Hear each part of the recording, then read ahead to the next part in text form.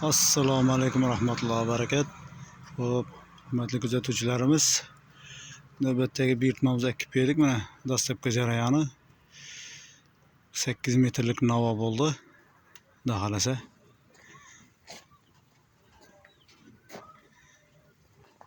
Mana do'stlar.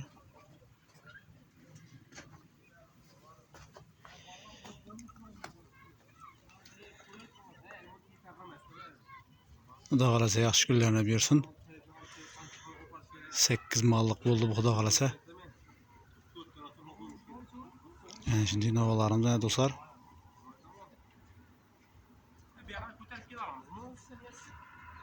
Yani uzunluğu.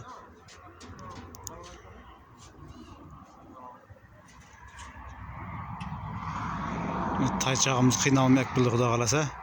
Yani dostlar. Yaxshi kunlarni bersin. Hayırlı olsun.